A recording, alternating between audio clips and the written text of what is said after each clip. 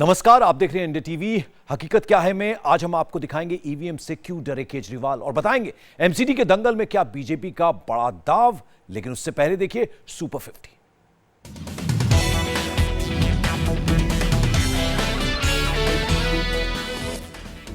दिल्ली में एमसीडी चुनाव की तारीखों का ऐलान। 22 अप्रैल को होगी वोटिंग, 25 अप्रैल को आएंगे नतीजे।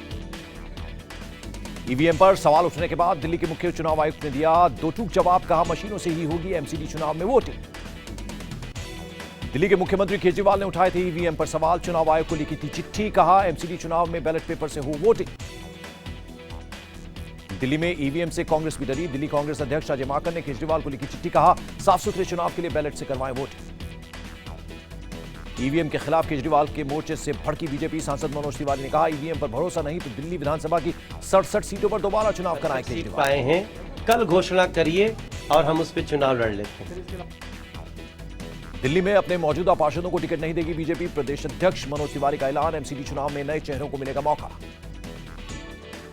दिल्ली में बीजेपी के फैसले से 155 पार्षदों को नहीं मिलेगा टिकट। भारतीय जनता पार्टी पहले गुजरात में भी लागू कर चुकी है यह फॉर्मूला।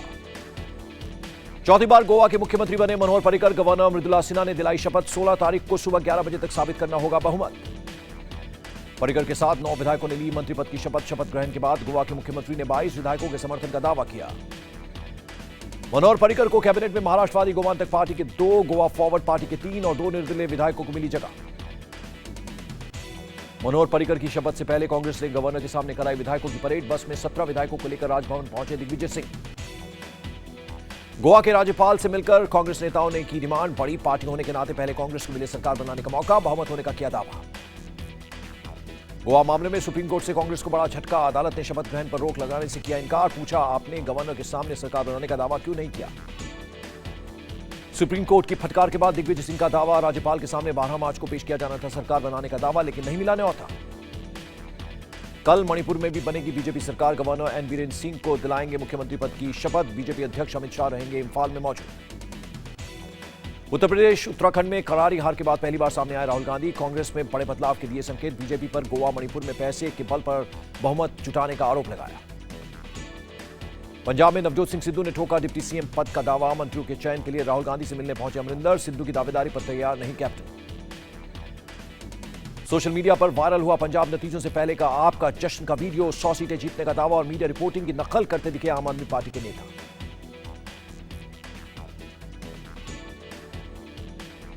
महाराष्ट्र के धुले से सामने आया डॉक्टर की पिटाई का सीसीटीवी वीडियो। मरीज को इलाज के लिए न्यूरो सर्जन के पास रेफर करने से भड़की भीड़। 30-40 लोगों की भीड़ ने डॉक्टर को बेरहमी से पीटा। हॉस्पिटल में घुसकर लात घूंसों से पिटाई की। पुलिस ने 9 लोगों को गिरफ्तार किया। बेंगलुरु के अन्नखेल में बीजेपी पार्षद की हत्या से हड़कंप। मॉर्निंग वॉक के वक्त धारदार हथियार से हुआ हमला। जोधपुर में सेल्फी के चक्कर में आर्मी के मेजर की मौत। पार्टी के बाद फोटो खींचने के चक्कर में 100 फीट गहरी बावड़ी में गिरे। 16 घंटे बाद बरामद हुआ शव। पंजाब की गुरदासपुर में चुनावी नतीजों के बाद खूनी जंग। अकाली दल के कार्यकर्ता की गोली मारकर हत्या। कांग्रेस नेता पर लगा कत्ल का आरोप। महाराष्ट्र के बुल्ढाना में रैगिंग से तंग आकर बीएड की छात्रा ने की खुदकुशी। स्टडी रूम में फंदे से लटक कर दी जान। रैगिंग के आरोप में 5 स्टूडेंट गिरफ्तार। जेएनयू स्टूडेंट की मौत की जांच के लिए दिल्ली पुलिस ने मेडिकल बोर्ड बनाने की सिफारिश की। खुदकुशी करने वाले छात्र का कमरा सील। जेएनयू के पीएचडी स्कॉलर क्रिस का दोस्त के फ्लैट में पंखे से लटका मिला था शव। खुदकुशी से पहले फेसबुक पर पीएचडी और एमफिल के एडमिशन में लगाया था भेदभाव का आरोप। बीजेपी सांसद सुब्रमण्यम स्वामी ने चिदम्बरम के खिलाफ फिर खोला मोर्चा। कहा पूर्व वित्त मंत्री के बेटे ने ब्रिटेन से खरीदा घर। चुनाव में आयोग से छिपाई जानकारी। गायत्री प्रजापति रेप केस में 3 और आरोपी गिरफ्तार। पूर्व मंत्री का बेटा और भतीजा भी हिरासत में, लेकिन भगोड़े गायत्री का नहीं मिला सुराग। बिहार सेक्स स्कैंडल केस में निखिल प्रियदर्शी उत्तराखंड से गिरफ्तार। निखिल पर कांग्रेस के पूर्व नेता के साथ मिलकर सेक्स रैकेट चलाने का आरोप। यूपी के फिरोजाबाद में ग्लास फैक्ट्री में भीषण आग। 1 की मौत, 12 जख्मी। दमकल कर्मियों ने कड़ी मशक्कत के बाद आग पर पाया काबू। मुंबई के धारावी में फायरिंग। घायल शख्स के अस्पताल ले जाते वक्त मौत। कातिल को पकड़ने के लिए पुलिस ने बनाई 4 टीमें। दिल्ली के पांडव नगर में नॉर्थ ईस्ट की महिला से गैंगरेप। जान बचाने के लिए पीड़ित ने पहली मंजिल से लगाई छलांग। 5 आरोपी गिरफ्तार। हैदराबाद में बैंक से 9,90,000 के नकली नोट जमा करने की कोशिश। 500 और 2,000 के नकली नोट लेकर पहुंचा था शख्स। पुलिस ने गिरफ्तार किया। पठानकोट में आतंकी हमले का अलर्ट। एयरबस की सुरक्षा बढ़ाई गई। पठानकोट के एसएसपी का दावा आतंकियों की मौजूदगी की खबर के बाद बड़ी सिक्योरिटी। जम्मू कश्मीर के रामबन में भारी बर्फबारी के बाद लैंडस्लाइड। चट्टान खिसकने की वजह से लगातार 7वें दिन बंद रहा जम्मू श्रीनगर हाईवे। मध्य प्रदेश के उज्जैन में पुलिस वालों ने आज मनाई होली। साथियों पर जमकर फेंका अबीर गुलाल। होली की ड्यूटी की वजह से एक दिन बाद होली मनाने की परंपरा। दिल्ली से सटे गाजियाबाद में भी पुलिस वालों ने आज मनाई होली। एक दूसरे को कीचड़ में फेंकते हुए दिखे पुलिस वाले। मध्य प्रदेश के विदिशा में भी होली के खुमार में डूबे पुलिस वाले। डीजे की धुन पर शहर कोतवाली में जमकर की मौज मस्ती। मध्य प्रदेश के अलीराजपुर में भी रंगों में सराबोर दिखे पुलिस के जवान। एक दूसरे पर जमकर फेंके अबीर गुलाल। शिवपुरी के देहात थाने में होली के जश्न में जानलेवा फायरिंग। रिवॉल्वर में गोली फंसी। गोली निकालने के दौरान हादसा। गोली लगने से हेड कांस्टेबल की मौत। उज्जैन में श्रद्धालुओं से भरी बस पलटी। 2 की मौत, 30 घायल। जय गुरुदेव के आश्रम से लौट रही थी बस। लोकसभा में अनियमित प्रॉपर्टी बिल पास। आजादी के दौरान पाकिस्तान गए लोगों के परिजनों को नहीं मिलेगी संपत्ति। अगले महीने भारत के दौरे पर आएंगी बांग्लादेश की पीएम शेख हसीना। 7 से 10 अप्रैल तक होगा दौरा। बीजेपी की बंपर जीत के बाद शेयर बाजार में जबरदस्त बढ़त। सेंसेक्स में 496 अंकों की उछाल। डॉलर के मुकाबले रुपया 42 पैसे मजबूत। आज 52 साल के हुए एक्टर आमिर खान। बधाई देने के लिए बॉलीवुड कलाकारों और फैंस की जुटी भीड़। मुंबई में मीडिया के सामने काटा केक। ऑस्ट्रेलिया के खिलाफ तीसरे टेस्ट से पहले टीम इंडिया ने की जबरदस्त प्रैक्टिस। रांची में जमकर बहाया पसीना। भारत के खिलाफ तीसरे टेस्ट मैच में ऑस्ट्रेलिया 800 टेस्ट मैच खेलने वाला दुनिया का दूसरा देश बन जाएगा। इससे पहले इंग्लैंड 800 टेस्ट खेल चुका है। मैच फिक्सिंग में फंसा एक और पाकिस्तानी क्रिकेटर। पीसीबी ने मोहम्मद इरफान को जांच पूरी होने तक किया सस्पेंड। पाकिस्तान क्रिकेट लीग के दौरान फिक्सिंग का आरोप। अमेरिका के कई इलाकों में बर्फबारी का कहर। न्यूयॉर्क में गिरी 2 फीट बर्फ। इमरजेंसी का ऐलान। बेहद जरूरी होने पर ही घर से निकलने की सलाह। अमेरिका के इलिनॉयस में शिकागो एक्सप्रेसवे पर बर्फ के कारण हादसा। 34 कारें आपस में टकराई।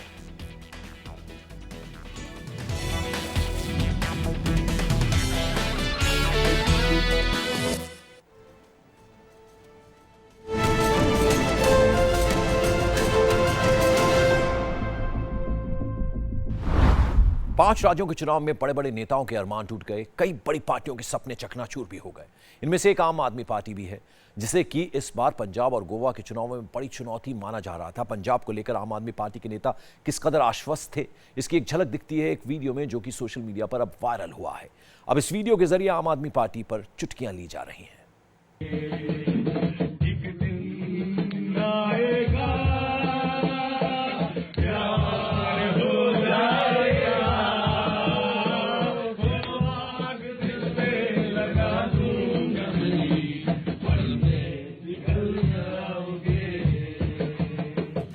नेता कार्यकर्ता सब खेल खिला रहे थे। आ गया भगवंत मान गाना चल रहा है यहाँ पे लाइव। यार राष्ट्रीय नेता लोग गाना गा रहे हैं, रीजनल लीडर ज्यादा परेशान न करें। हेलो, एक दूसरे से चुहलबाजी और मस्ती की जा रही थी। भगवत जी मालवा अकेले नहीं, सरकार में आप मुख्यमंत्री पद के दावेदार होंगे।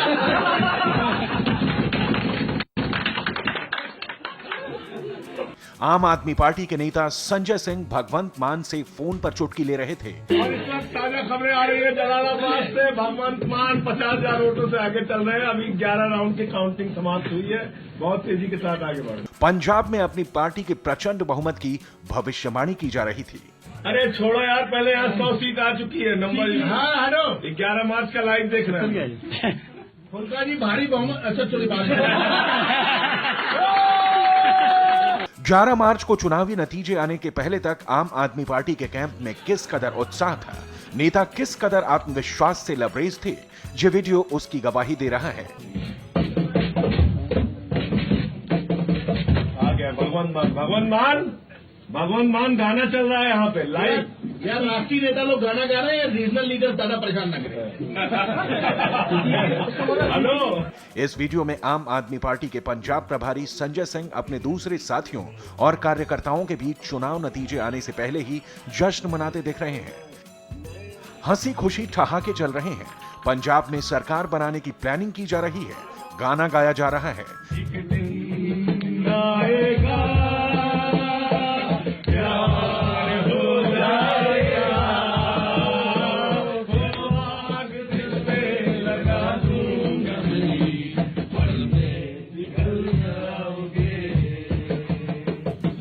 इस बीच संजय सिंह सांसद भगवंत मान को फोन लगाते हैं, उनसे चुहल करते हैं, पंजाब में 100 सीटें मिलने का दावा करते हैं।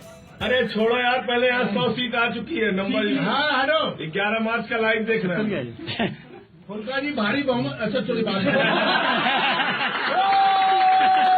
लीक हुआ ये वीडियो 11 मार्च की काउंटिंग से पहले का बताया जा रहा है। ये पूरा वीडियो करीब 8 मिनट का है, जिसमें आम आदमी पार्टी के नेता भगवंत मान से मुख्यमंत्री के दावेदारी को लेकर भी मजाक करते हुए देखे जा सकते हैं। और इस वक्त ताजा खबरें आ रही है जलालाबाद से भगवंत मान 50,000 वोटों से आगे चल रहे हैं। अभी 11 राउंड की काउंटिंग समाप्त हुई है, बहुत तेजी के साथ आगे बढ़ रहे हैं। आम आदमी पार्टी ने भी वीडियो की सत्यता को स्वीकारा है, लेकिन तारीख कुछ और बताई जा रही है। वीडियो में दिख रहे आम आदमी पार्टी के पंजाब प्रभारी संजय सिंह का कहना है कि ये वीडियो 4 फरवरी का है, लेकिन वो सवाल उठाते हैं कि चुनाव निपट जाने के बाद आपस में हंसी मजाक करने में क्या बुरा है। एक वीडियो जो ये चलाया जा रहा है, ये वीडियो 4 फरवरी का है। चुनाव संपन्न होने के बाद हम लोग आपस में हंसी मजाक कर रहे थे। भगवंत मान मेरा भी अब मजाक उड़ा रहा है, अरविंद जी का भी मजाक उड़ा रहा है, हम लोग उसका मजाक उड़ा रहे हैं। अगर ये चुनाव जीतने के बाद, अगर चुनाव जीत जाते तो परिणाम आने के बाद इसी वीडियो को आप लोग ये कह रहे होते कि भाई देखिए कितना हंसी मजाक करके आपस में लोग रहते हैं आम आदमी पार्टी के नेता। असल में इस वीडियो से पता चल रहा है कि आम आदमी पार्टी को पंजाब चुनाव से कितनी ज्यादा उम्मीदें थी। इसके लिए बड़े स्तर पर जश्न की तैयारियां भी की गई थी। ये तस्वीरें इसकी गवाह हैं। 11 मार्च को अरविंद केजरीवाल के सरकारी आवास को 3 रंग के गुब्बारों से सजा दिया गया। नतीजे देखने के लिए एक बड़ी सी LED स्क्रीन लगा दी गई थी। डीजे म्यूजिक का भी इंतजाम किया गया था, लेकिन सारी तैयारियां धरी की धरी रह गईं। 11 मार्च को जब इलेक्ट्रॉनिक वोटिंग मशीन से पंजाब चुनाव का जनादेश बाहर निकला तो सबसे ज्यादा मायूसी आम आदमी पार्टी को हुई। उसके अरमानों पर पानी फिर गया। आम आदमी पार्टी के भीतर खिलखिलाहटें उदासी में बदल गईं। आम आदमी पार्टी को पंजाब के रिजल्ट से कितना बड़ा आघात लगा है, यह इस बात से भी पता चलता है कि आज अरविंद केजरीवाल ने दिल्ली नगर निगम के चुनाव में वोटिंग मशीन की बजाय बैलेट पेपर से कराने के लिए चुनाव आयोग को चिट्ठी लिखी है।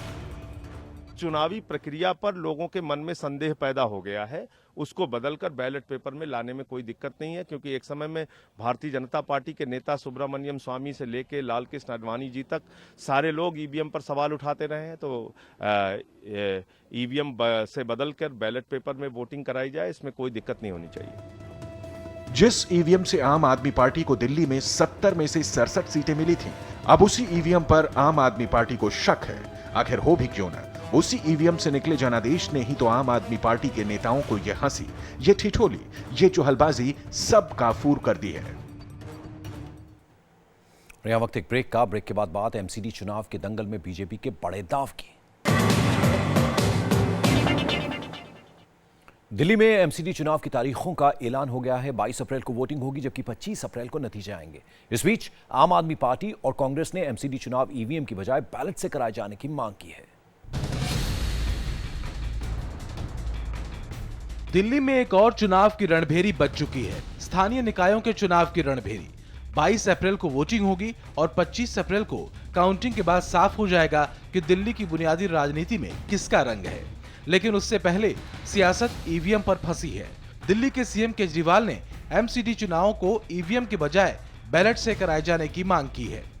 माननीय मुख्यमंत्री जी ने, अरविंद केजरीवाल जी ने मुख्य सचिव को कहा है कि इसका एक प्रस्ताव बनाकर आगे भेजा जाए और दिल्ली के चुनाव नगर निगम के बैलेट पेपर से कराए जाए। ईवीएम से बदलकर बैलेट पेपर में वोटिंग कराई जाए, इसमें कोई दिक्कत नहीं होनी चाहिए। ईवीएम पर सुर सिर्फ आम आदमी पार्टी का ऐसा नहीं है, कांग्रेस को भी MCD चुनाव में ईवीएम का डर सता रहा है।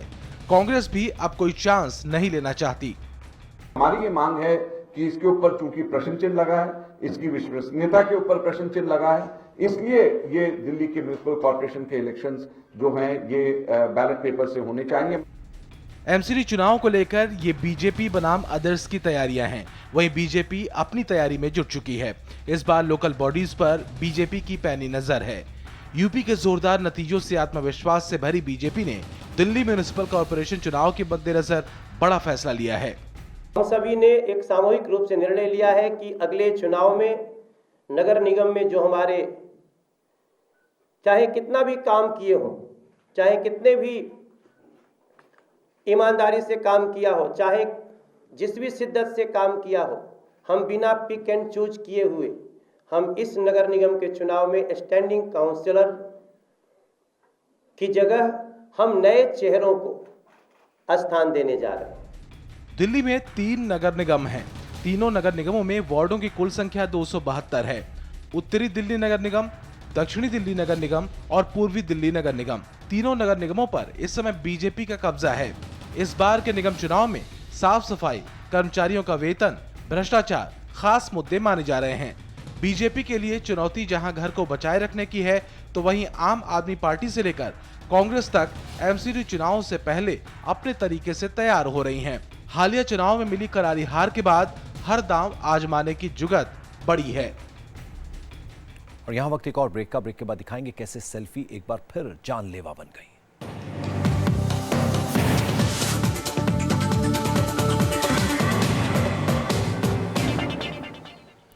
होली पर देर रात सेल्फी लेना आर्मी के एक मेजर के लिए मौत का सबब बन गया। खबर जोधपुर की है, जहां एक मेजर अपने दो दोस्तों के साथ सेल्फी लेने के लिए बावड़ी जा पहुंचे। मेजर संजीव द्विवेदी और उनके दोस्त सेल्फी ले ही रहे थे कि उसी वक्त उनका संतुलन बिगड़ गया और वो 100 मीटर गहरी बावड़ी में जा गिरे। मेजर की डेड बॉडी को 16 घंटे के रेस्क्यू ऑपरेशन के बाद रिकवर किया जा सका।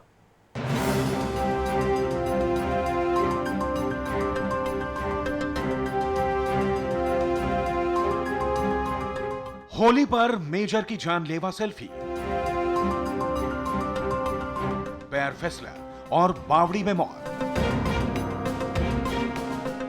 होली पर आर्मी के मेजर को सेल्फी का शौक इतना भारी पड़ गया कि उनकी जान ही चली गई। इन तस्वीरों को देखिए। जोधपुर के इस बावड़ी में आर्मी के गोताखोरों की टीम लगी हुई है। गोताखोर मेजर संजय द्विवेदी की तलाश कर रहे हैं। कोई जवान पानी के अंदर संजय द्विवेदी की बॉडी को ढूंढ रहा है, तो कोई जवान बावड़ी की दीवार और सीढ़ियों पर तैनात है। सेना के गोताखोर लगातार मेजर की डेड बॉडी को ढूंढने की कोशिश कर रहे हैं।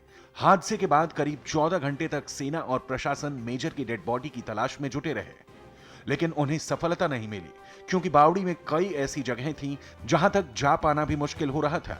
लाख कोशिशों के बाद भी जब मेजर संजय द्विवेदी की डेड बॉडी नहीं मिली, तो सेना ने एक बड़े पंप की मदद से बावड़ी का पूरा पानी ही निकाल दिया। इसके बाद फिर से सर्च ऑपरेशन शुरू हुआ। तब जाकर मेजर संजय द्विवेदी की डेड बॉडी को ढूंढने में रेस्क्यू कर्मचारियों को सफलता मिली और उनका शव बाहर निकाला जा सका।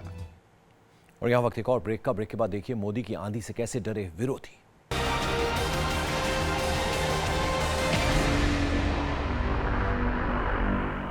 जिन्होंने सर्जिकल स्ट्राइक पर सवाल उठाए उन्हें सांप सूंघ गया है। जिन्होंने नोटबंदी को देश विरोधी बताया वो चारों खाने चित्त हो गए हैं।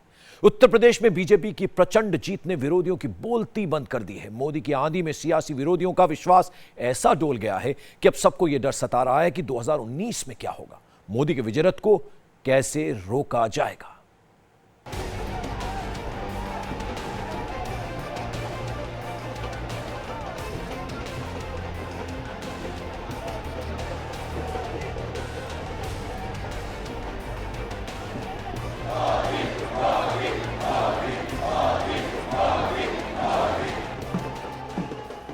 चारों तरफ जोश में हुंकार भर रहे थे बीजेपी कार्यकर्ता और बीच में हाथ हिलाते पैदल चल रहे थे मोदी। ढोल नगाड़ों की धमक और मोदी मोदी के नारे जैसे एक दूसरे को पछाड़ने की होड़ ही कर रहे थे और हर तरफ से हो रही थी उल्लास के फूलों की बेतहाशा बरसात। चुनावी रण में विराट विजय का परचम बुलंद करने के बाद ये सियासत के सिकंदर का फतेह मार्च था। ऐसा मार्च जो बीजेपी खेमे में आत्मविश्वास का फौलाद भर रहा था और सियासी विरोधियों के सीनों में हाशिए पर लुढ़क जाने का डर इसलिए क्योंकि उत्तर प्रदेश के चुनावी मंच पर पीएम मोदी की जुबान से निकला एक एक हर्फ हकीकत में तब्दील हो चुका था, क्योंकि मोदी ने जो ऐलान किया था ठीक उस ऐलान के मुताबिक ही इस बार की होली का रंग भी केसरिया हो चुका था। 13 तारीख को केसरिया रंग से रंगी होली मनाएंगे।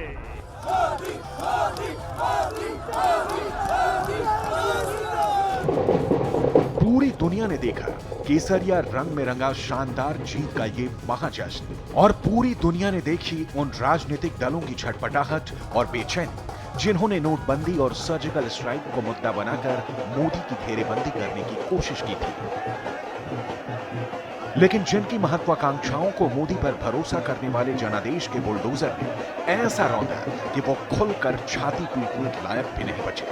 विकास का झंडा बुलंद करने वाले नरेंद्र मोदी ने भ्रष्टाचार के खिलाफ ऐसा बिगुल फूंका कि यूपी की सत्ता के कद्दावर दावेदार चारों खाने चित हो गए। उत्तर प्रदेश के भ्रष्टाचार का जब मैं सुनता हूं तो मुझे कवि अशोक चक्रधर की कविता में भ्रष्टाचार के भिन्न भिन्न रूपों का वर्णन किया है कि 4 प्रकार के भ्रष्टाचार होते हैं। एक नजराना, एक शुक्राना, एक हकराना, एक जबराना। इन सब की दवाई एक ही है, इन सब की मुक्ति का एक ही उपाय है, हराना। किसी को अंदाजा नहीं था कि मोदी की यह अपील इस कदर सच साबित हो जाएगी। किसी ने कल्पना नहीं की थी कि होली के रंगों पर केसरिया की छटा इस तरह छा जाएगी। और सिर्फ होली ही क्यों, किसने सोचा था कि हिंदुस्तान के नक्शे पर भी केसरिया रंग इतनी तेजी से पांव पसारता चला जाएगा। आलम यह है कि उत्तर प्रदेश, उत्तराखंड, हरियाणा, जम्मू कश्मीर, राजस्थान, गुजरात, मध्य प्रदेश, महाराष्ट्र, गोवा, छत्तीसगढ़, आंध्र प्रदेश, झारखंड, सिक्किम, असम, अरुणाचल प्रदेश, नागालैंड, ये सारे वो राज्य हैं जहां बीजेपी या एनडीए का परचम लहरा रहा है। यानी देश के 29 राज्यों में से 16 राज्यों में बीजेपी खुद या फिर किसी सहयोगी के साथ सत्ता में है और देश की सबसे पुरानी पार्टी कांग्रेस महज 7 राज्यों में सिमट कर रह गई है। बहुत कुछ कहता है केसरिया रंग में रंगा हिंदुस्तान का ये नक्शा। याद होगा आपको 2014 के लोकसभा चुनाव में मोदी ने कांग्रेस मुक्त भारत की बात की थी। कांग्रेस और उसके साथी दलों की विदाई ये देश ने तय कर ली है मित्रों, और कांग्रेस मुक्त भारत ये इस बार साकार होकर रहेगा, ये नजारा साफ कह रहा है भाई। ये और बात है कि उस वक्त कांग्रेस इस बात को मजाक में उड़ा देती थी, लेकिन इस बार सारी दुनिया ने देखा कि 2014 की ही तर्ज पर किस तरह मोदी की आंधी ने विरोधियों का चमन उजाड़ कर रख दिया। दिल्ली में एयर कंडीशन कमरों में बैठ करके राजनीति पर चर्चा करने वालों को अंदाज नहीं होगा कि ये कैसी आंधी चल रही है। इस आंधी ने विरोधियों को ऐसा रौंदा कि पुर्जा पुर्जा बिखर गया। ऐसी शिकस्त मिली कि होश फाख्ता हो गए। जो चेहरे यूपी चुनाव में झंडा बुलंद करके 2019 में चैलेंजर बनने का ख्वाब देख रहे थे, वो इस लायक भी नहीं रह गए कि अपनी हार को हजम कर पाए। एएम ये स्कैम के खिलाफ भाजपा की लड़ाई है। स्कैम का मतलब है एस समाजवादी, सी कांग्रेस, ए अखिलेश, एम मायावती। उत्तर प्रदेश तय करे आपको स्कैम चाहिए कि भाजपा का चाहिए। यूपी ने तो तय करके भी बता दिया कि उसे क्या चाहिए, लेकिन अब विरोधी तय नहीं कर पा रहे कि उन्हें क्या करना है, क्योंकि विराट जीत के ट्रेलर के बाद पीएम का लहजा और अंदाज भी विरोधियों को बेचैन करने वाला है। क्योंकि आजादी की 75वीं सालगिरह के बहाने मोदी 2019 से आगे की बातें करने लगे। मैं चुनाव के हिसाब किताब से चलने वाला इंसान नहीं हूं, आप पहले से मैं कहता हूं। मेरे दिमाग में 125 करोड़ हिंदुस्तानियों का हिंदुस्तान है, 125 करोड़ देशवासी। 2022 भारत की आजादी के 75 साल होंगे। यूपी समेत इन विधानसभा चुनाव में देश की जनता ने जो फैसला सुनाया है, उसने विरोधियों के पांव तले जमीन खिसका दी है। अब सबके दिल में एक ही सवाल है, क्या होगा 2019 में? अब हर खेमे में यही चर्चा है कि मोदी का मुकाबला कैसे किया जाए।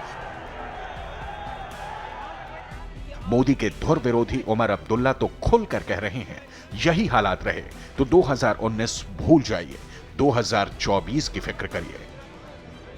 इन इलेक्शन में जो हमें हार हुई है, अगर इस हार से हम कुछ सीखें ना, तो फिर बेशक हमें 2019 के बजाय 2024 के बारे में सोचना चाहिए। लेकिन मैं पूरी उम्मीद हूं कि इस इलेक्शन के नतीजों के बाद हम अपने काम करने के तरीके को बदल देंगे और लोगों के साथ जो अपना रास्ता है उसको बढ़ाएंगे और उम्मीद करेंगे कि 2019 में हम एक अच्छा एक टफ कॉन्टेस्ट जो है वो बीजेपी के सामने पेश कर पाएंगे। और साइकिल की सवारी करने के बाद भी बुरी तरह पटखनी खाने वाले राहुल गांधी अब पार्टी का कायाकल्प करने की बात करने लगे हैं। As far as the Congress party is concerned, we do need to make structural and organizational changes. That's a fact. Congress की इकलौती उम्मीद राहुल गांधी हो, सत्ता के लिए पिता से बगावत करने वाले अखिलेश यादव हो, या फिर लगातार 3 बार से चुनाव हार रही मायावती हो। इनकी टेंशन तो यूपी के नतीजों ने ही बढ़ा दी है। लेकिन मोदी के इस ट्रेलर से बेचैनी में है वो पूरा मोदी विरोधी खेमा जिसे 2019 का डर सता रहा है।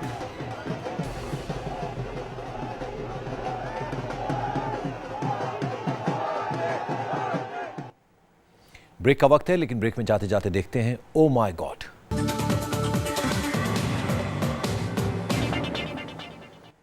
और बिहार में बीजेपी को रोकने के लिए लालू, नीतीश और कांग्रेस साथ आ गए थे। क्या 2019 में मोदी का मुकाबला करने के लिए फिर ग्रैंड अलायंस बनेगा?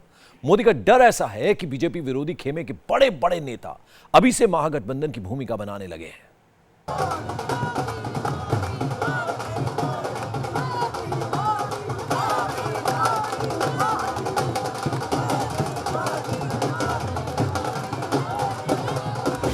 अगर सरकार सही हो, अगर घुड़सवार सही हो, तो घोड़ा भी तो सही दिशा में चलता है भाई।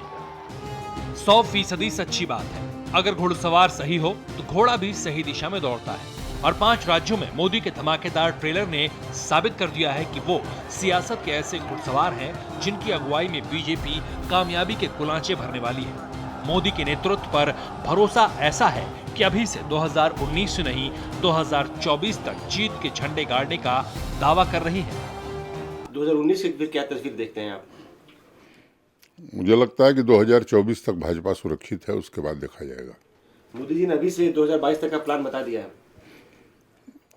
स्वाभाविक रूप से कोई दूरदृष्टा अगर राजनेता है, जिसे आप स्टेट्समैन कह सकते हैं, तो वो केवल 2-4 वर्षों की प्लानिंग नहीं करता है, देश की लंबे समय तक की प्लानिंग करता है और मोदी जी उसी श्रेणी में हैं। सारे विरोधी, कोई दिल के टुकड़े हजार हुए, कोई यहाँ गिरे कोई वहाँ गिरे।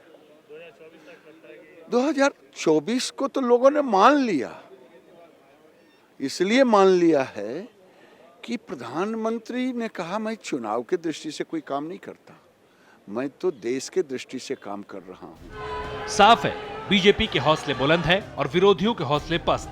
विरोधियों के खेमे में बेचैनी है और बीजेपी का रोड मैप तैयार है। क्या 2019 से पहले मोदी के खिलाफ बड़ी सियासी गोलबंदी होने के आसार बन रहे हैं? क्या मोदी का विजय रथ रोकने के लिए बिहार में लालू और नीतीश की तर्ज पर यूपी में बीएसपी और एसपी जैसे धुर विरोधी साथ आने की सोच सकते हैं? मैं तो इस बात की कल्पना करके सिहर उठता हूं कि क्या देश में हालात बनेंगे अगर कांग्रेस पार्टी न रही तो। लोकसभा चुनाव में 2019 में आज की तारीख में कोई भी दल अकेले भाजपा से लड़ने की स्थिति में नहीं है, लेकिन सपा, बसपा, कांग्रेस, आरजेडी, जेडीयू का कोई व्यापक गठबंधन बन करके और कैंपेन चलाया जाता है, तो मुझे उम्मीद है कि बीजेपी से कड़े मुकाबले में भी हम विजयश्री प्राप्त कर सकते हैं। मोदी विरोधी खेमे में बेचैनी को देखते हुए इस बात की आहट साफ मिल रही है कि मोदी की ये आंधी आने वाले वक्त में हिंदुस्तान का सियासी समीकरण बदलने वाली है, क्योंकि मोदी के विजय अभियान की चर्चा पूरी दुनिया में गूंज रही है। अमेरिका के जानकार भी बता रहे हैं कि 2019 में मोदी ही लोगों की पहली पसंद होने वाले हैं। यहां रुकेंगे एक और ब्रेक के लिए। ब्रेक के बाद देखिए मोदी की प्रचंड जीत के बाद कैसे सवालों के घेरे में आई वोटिंग मशीन।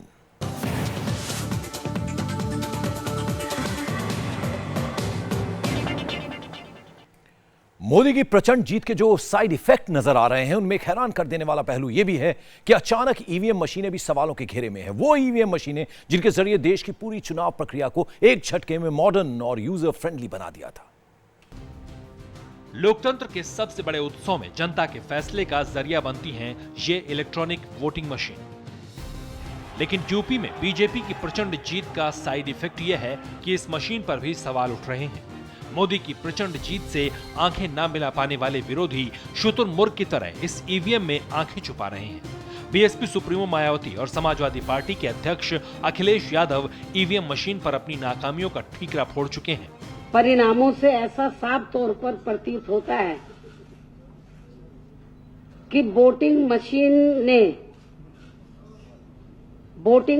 ने बीजेपी के सिवाय किसी दूसरी पार्टी के वोट को स्वीकार ही नहीं किया है। अगर ईवीएम पे कोई सवाल उठाए तो ये सरकार को सोचना चाहिए कि अगर एक पार्टी दूसरी पार्टी भी, मान लीजिए मैं भी सोचूं इस बात को, क्योंकि बूथ की एनालिसिस करूंगा मैं भी, उसके बाद मैं कह पाऊंगा। और इस बुलेटिन में फिलहाल इतना ही। ब्रेक के बाद देखिए आज की बात इंडिया टीवी के editor in chief Rajat Sharma के साथ।